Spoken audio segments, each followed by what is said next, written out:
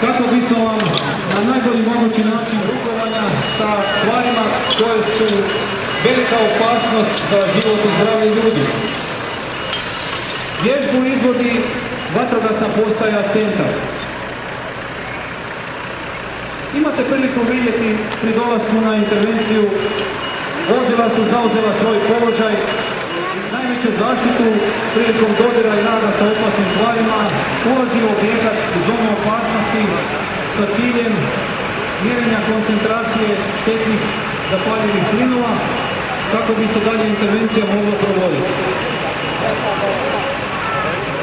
Štetnih i otrovnih plinova i tvara.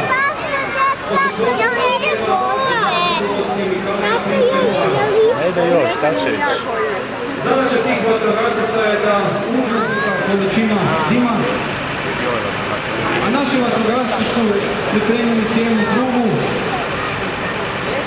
postavili sektor zaštite kako bi na neki način mogli bolje i kvalitetno djelovati. Sa vaše desne strane vidite 3 vatrogasca. Oni možda moraju ići i izmjeriti. U ovom trenutku 2 vatrogasca vidite u bukli su odjela za zaštitu od kemikalija, plinova i para. Ući će u sektor koji je onečišćen. Jednom moraju napraviti tako da ne ide na nekom planiraju, da moraju upaliti, moraju je ne mogu ugasiti. Tako li moraju neutralizirati. Dok naši vatrogasci vrše pretraživanje prostora i mjerenje štetnih plinova i para,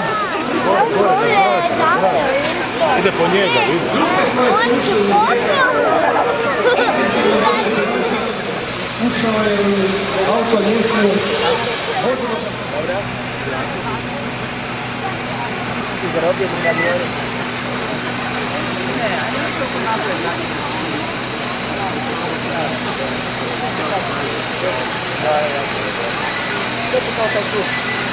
Dok vatrogasni timovi odrađuju svaki pozicionirao se do razine 4. kata kako bi se osoba koja je zatočena u prostoru mogla spasiti.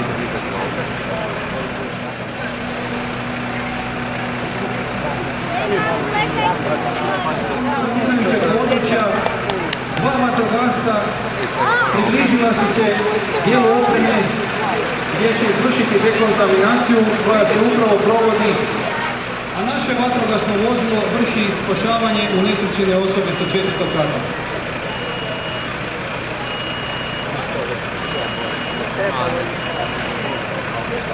Grupe koje su ušle u objekat imali ste priliku vidjeti, opremljene su zaštitnom opremom za gašenje požara, ulaze u objekat i vrše gašenje požara.